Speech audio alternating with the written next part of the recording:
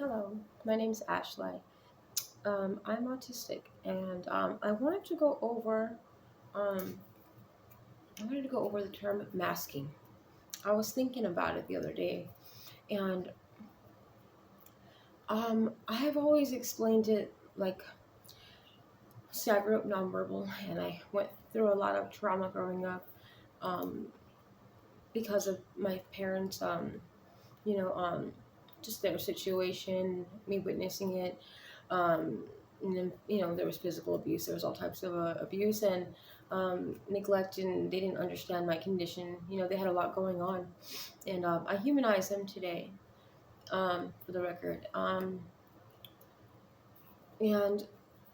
growing up like this, I left home at 12, and somehow I was able to make it, I'm still alive, that part. Um, but I want to talk about masking because um, this is a thing. So some people will explain it as like masking. It's like a way to blend with neurotypicals, and for a long time I would say the same thing, that I was, out of the need for survival and to be accepted, because I left home at 12 and I needed to survive. I needed to get a job. I needed to, communicate my needs and advocate for myself. And not be hurt, and not have to deal with discrimination, as often. I would really hyper focus and blend, the best of my ability. I mean, it was so much that I would like observe and study people and watch and trial and error, like perfect this way of carrying myself and expressing myself to where I was heard and my needs were met. Um, and you know and throughout doing that, I had to focus on, you know on what situations happened when I needed to hide mask, that I found, what was happening that what made it very difficult, while I was trying to hide masks. And there were certain situations where I had to really hide mask, and there was times where it was very complicated to do that. It was very difficult for me to do that, and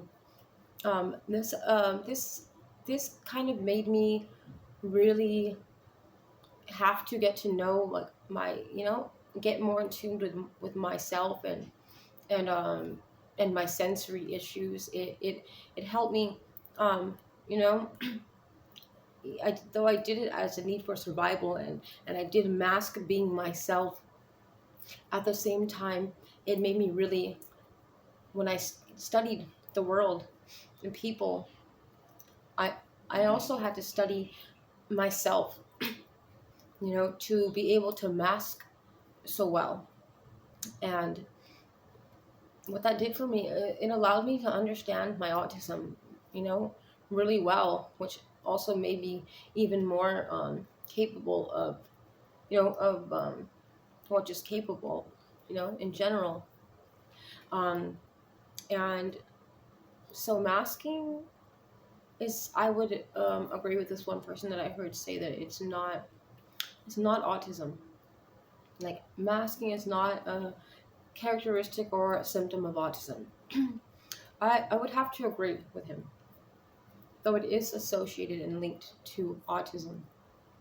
Masking is what a person does, and many people mask, If a person is, uneducated and they're in a room with a bunch of sophisticated, people, they will try to act more proper. They'll try to speak, with bigger words, and they'll try to fit in, Kind of, that's another way of, a neurotypical way of masking.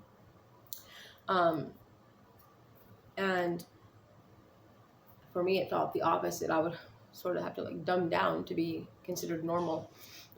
So though I don't believe that it is a characteristic of autism, it it does play a part with autism.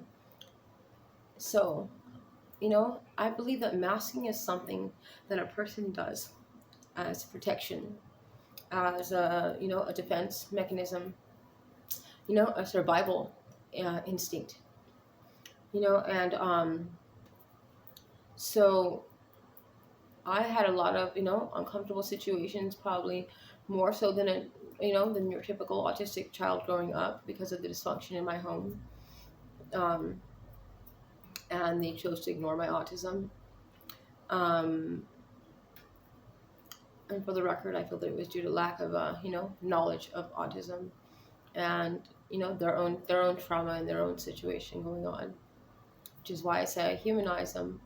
But masking is something that, that not just autistic people do, but people do when their environment feels unsafe, or you know like they fear that they don't have the ability to be effective in meeting their needs in that with those circumstances or in that environment. um so it's just a better, easier way of getting what you need and what you want. So I don't think though, like, so it's a result of trauma, I believe, overstimulation, you know but that's why I had said before, like, high masking is, eventually will affect your psyche. Like, I've been high masking so long that I feel like as I'm getting older, I feel like I'm so exhausted. I can't mask anymore. I'm not gonna do it.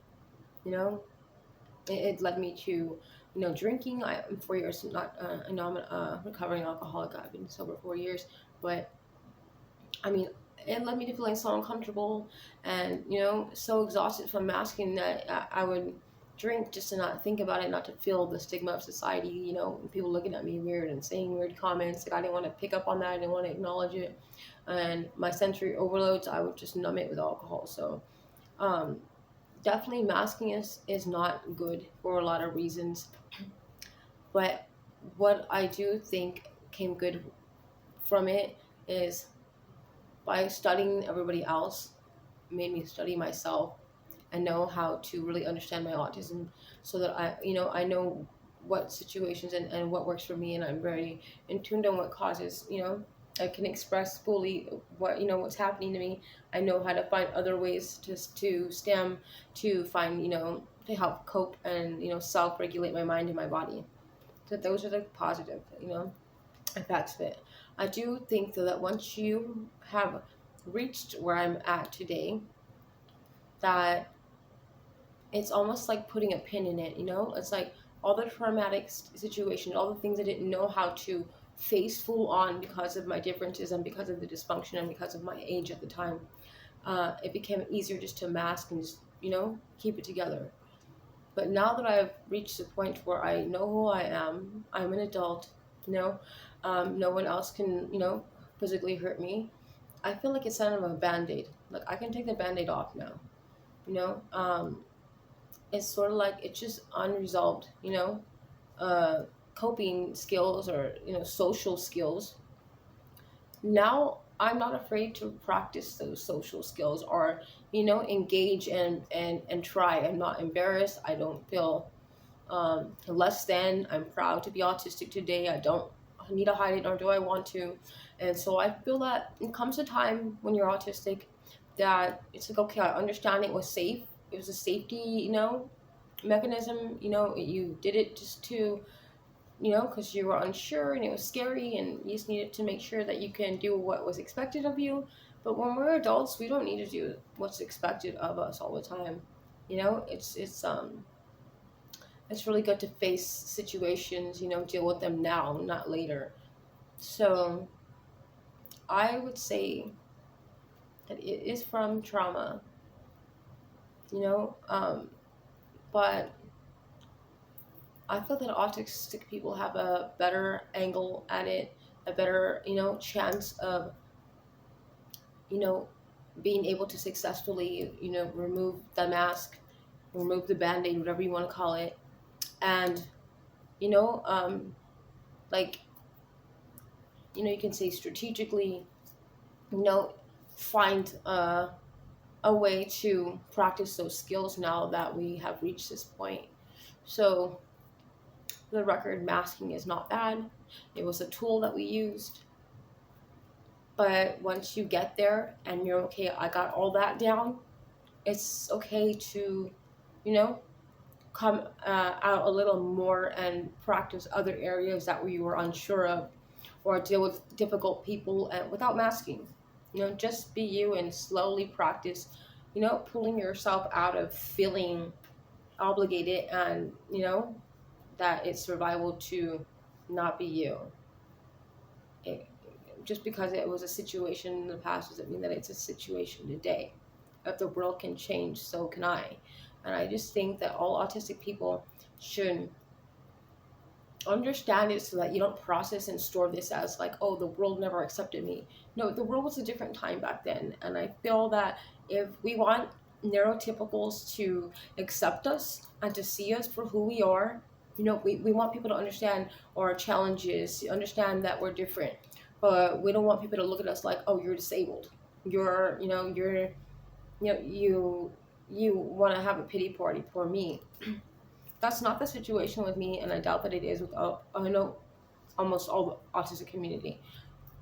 So I think the most effective way of doing that is by us slowly unmasking and letting them slowly feel how we are different.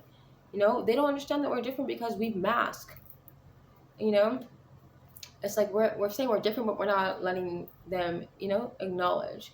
So I would say sit down and really you know, write down your sensory issues, things that make you, whatever, and slowly try to share them with others. Like it can be something so small, uh, like my eyes blink a lot when I'm near fluorescent lights, and you know, some before I would just not go in front of fluorescent lights, where I'd be like, oh, I would just have all like Christmas lights in my room and like never have lights on, and I would gamble if people thought I was weird or not, but I was more safe. If for me, it felt more safe to hide the fact that I was autistic and that, my eyes would start blinking all crazy. But now it's like, you know what? I'm gonna keep the fluorescent light, like leave them on for a second. It does like bother me a lot, but I want people to see that this is a difference with me.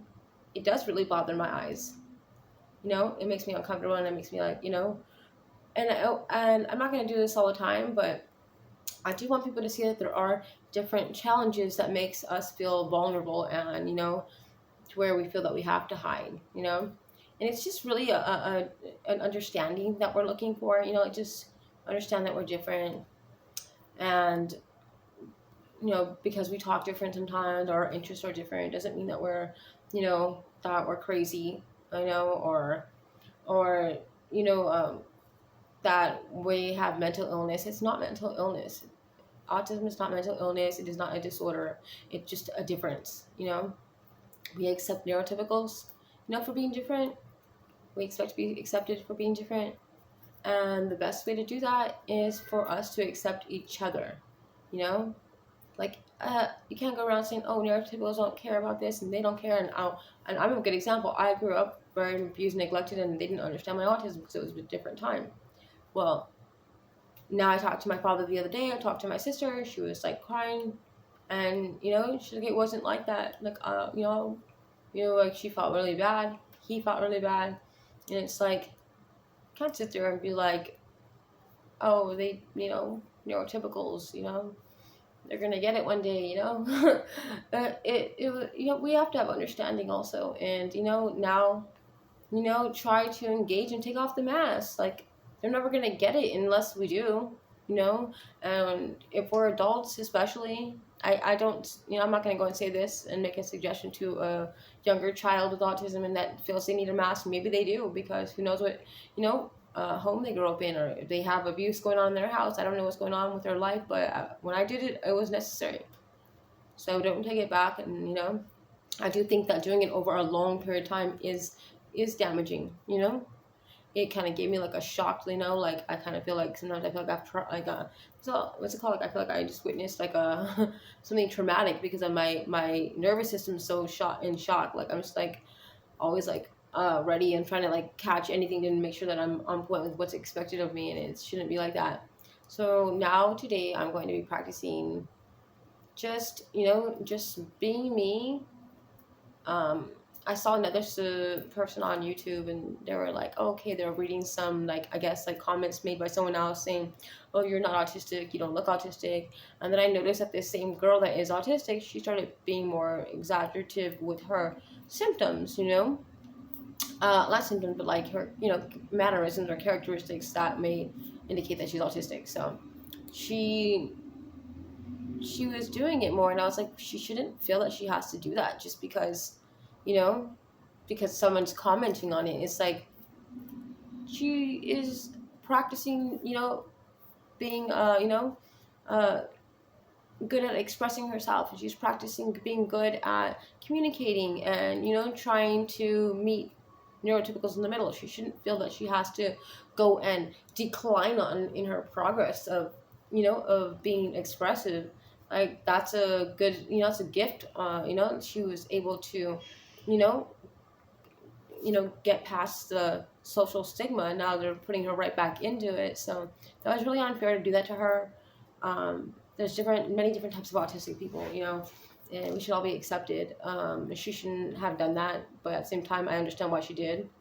So yeah, I'm gonna be turning it off right now, but I will come back later and talk more. I have to go pick up my son from school. But yeah, this is Ashley Brooke. I'm 38. I'm autistic, and deal with it. That point.